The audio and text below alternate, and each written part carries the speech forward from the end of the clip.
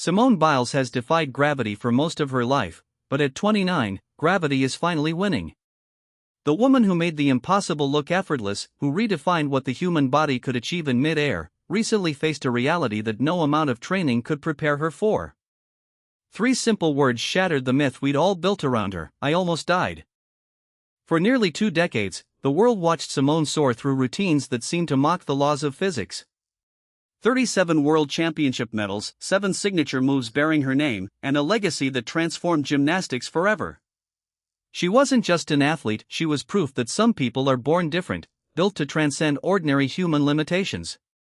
But behind every impossible twist and flawless landing was a body quietly keeping score, and that bill was about to come due in the most devastating way imaginable. You see, we love our legends invincible. We need them to be untouchable because it gives us hope that greatness has no ceiling, that with enough talent and determination, anyone can beat the odds. Simone became that symbol for millions, the girl who escaped foster care to conquer the world, who turned childhood trauma into Olympic gold. She was our proof that the human spirit could overcome anything. But what happens when even the strongest spirit lives in a body that has limits?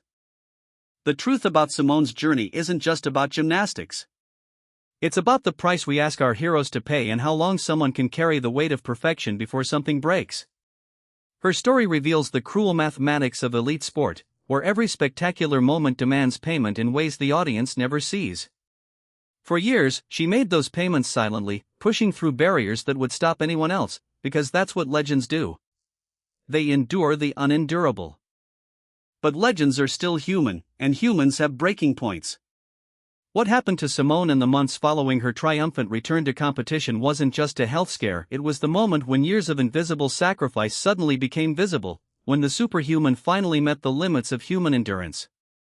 The same body that had carried her to unprecedented heights became the source of a fight for her very life.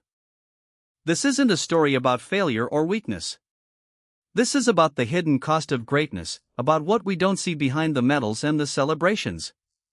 It's about a young woman who gave everything to her sport and found herself facing a reckoning that no amount of gold medals could prevent. The tragedy isn't that Simone Biles fell, it's what she had to sacrifice to fly so high in the first place. The story of Simone's breaking point begins long before the hospital, long before the Olympics, even before she steps foot in a gym. It starts in Columbus, Ohio, with a 3-year-old girl whose earliest memories weren't of cartwheels and balance beams but of uncertainty and abandonment. While other kids her age were learning to tie their shoes, Simone was learning that adults couldn't always be trusted to stay, that safety was temporary, and that she'd have to be stronger than any child should ever need to be. Her mother's battle with addiction meant home was never really home. The foster care system became Simone's reality, bouncing between strangers who saw her as a case number rather than a little girl desperate for stability. Those early years carved something deep into her character, a relentless need to prove herself worthy of staying, worthy of love, worthy of the space she occupied in the world. It's a wound that never fully heals, no matter how many medals you hang around your neck. When her grandparents, Ron and Nellie Biles, drove from Texas to rescue Simone and her sister Audria, it felt like salvation. And in many ways, it was. At 6 years old, Spring, Texas, became the place where Simone could finally breathe, finally believe that tomorrow would come with the same faces around the breakfast table. But salvation often comes with its own kind of pressure. She wasn't just grateful to be saved, she felt obligated to prove she'd been worth saving. That field trip to the local gym when she was 6 wasn't just a random moment of discovery. It was destiny colliding with desperation, talent needing an unquenchable need to be exceptional. When the coaches noticed how naturally she moved, how fearlessly she threw herself into the air, they saw potential. But what they couldn't see was the deeper drive underneath, the way abandonment had taught her that being ordinary meant being forgettable, and being forgettable meant being left behind. By 8, she was training 6 days a week, 8 hours a day. Other kids complained about homework and bedtimes, but Simone never complained. Complaining meant you weren't grateful enough, and ungrateful kids get sent away. So she pushed through every sore muscle, every fear, every moment when her body screamed for rest. She turned pain into power because power meant control, and control meant never being helpless again. The coaches called it dedication.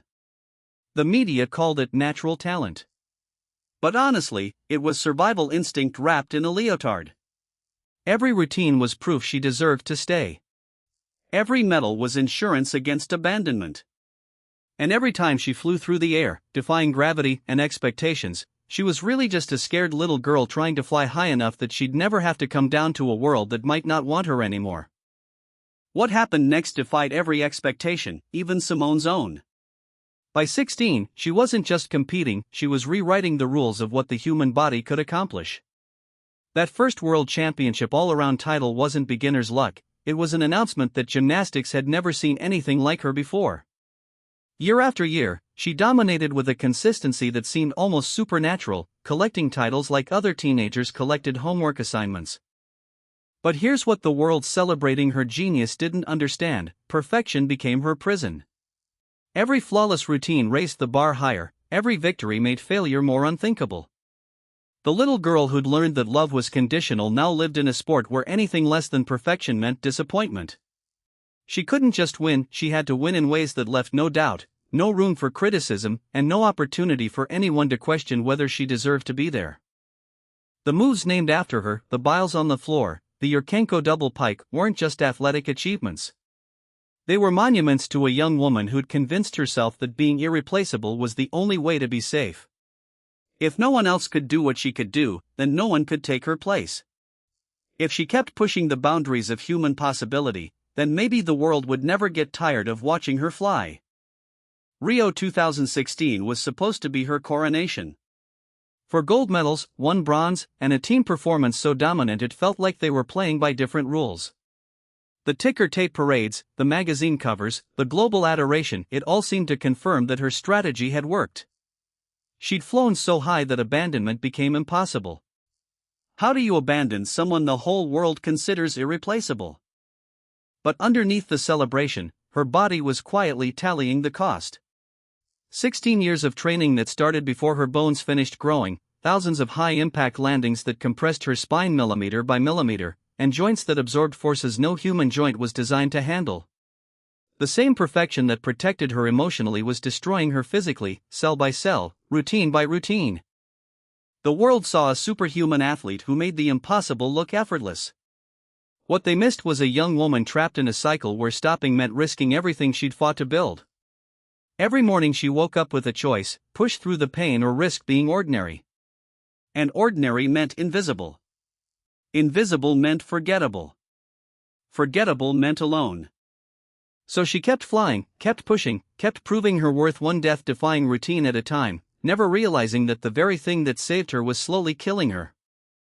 Tokyo 2021 was supposed to be her victory lap, the moment when Simone Biles reminded the world why she was untouchable. Instead, it became the day when 20 years of invisible weight finally became visible to everyone watching. When she stepped back from the vault during team finals, citing mental health, the collective gasp was audible across the globe. The woman who had never met a challenge she couldn't conquer was walking away from the biggest stage in sports. The public reaction was brutal in its confusion.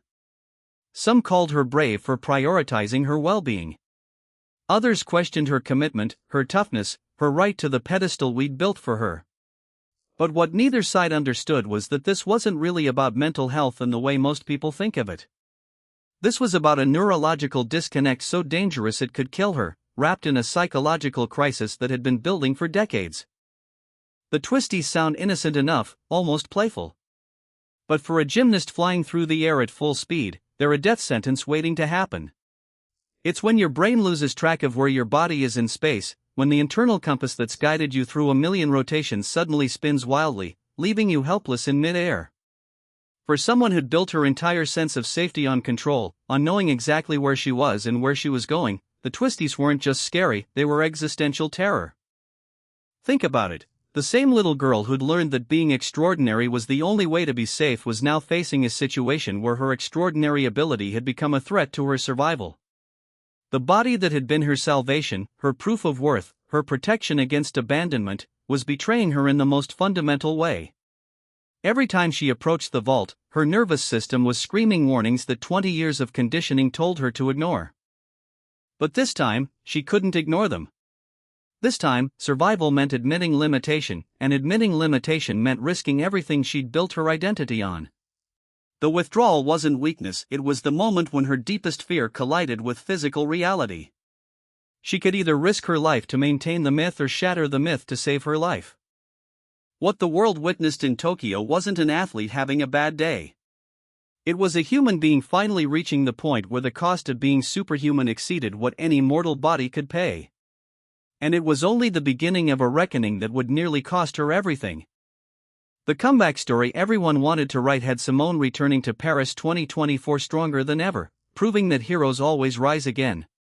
And in many ways, that's exactly what happened. She reclaimed her throne with performances that reminded the world why she's considered the greatest of all time. For more medals, including 3 gold, and routines that silenced every critic who'd questioned her resolve. It was supposed to be the perfect ending to an imperfect chapter. But perfect endings don't exist for people who've pushed their bodies beyond human limits for 2 decades. Just weeks after the celebration died down, Simone found herself in a hospital bed, staring at monitors that told a story no amount of medals could rewrite. "I almost died," she would later reveal, 3 words that stripped away every last illusion about the price of greatness. This wasn't a dramatic exaggeration or an emotional metaphor. This was the moment when years of accumulated damage, of training through injuries that would sideline normal people, of ignoring her body's increasingly desperate warnings, finally demanded payment in full. The same cardiovascular system that had powered her through thousands of routines was failing, pushed past limits that should never have been tested. The cruel irony wasn't lost on anyone who really understood her journey. The little girl who'd survived abandonment by becoming irreplaceable had nearly lost her life in the pursuit of remaining so. The body that had been her salvation from a chaotic childhood had become the source of a fight for survival that no amount of training had prepared her for. But here's what makes Simone's story different from every other cautionary tale about the cost of fame: she's using her platform to change the conversation. By speaking openly about the twisties, about mental health, and about the physical toll of elite sport, she's giving permission for other athletes to be human. She's showing that vulnerability isn't the opposite of strength, it's the most honest expression of it. The tragedy of Simone Biles isn't that she almost died. It's that we created a system where someone felt they had to risk dying to prove they were worthy of love, of respect, of staying. But maybe her greatest routine isn't happening in a gym at all. Maybe it's happening every time she chooses to be beautifully, imperfectly, courageously human in front of a world that's still learning to love its heroes without destroying them. Her story reminds us that behind every legend is a person carrying weight we can't see, fighting battles we don't understand, and deserving of our compassion long before they earn our applause.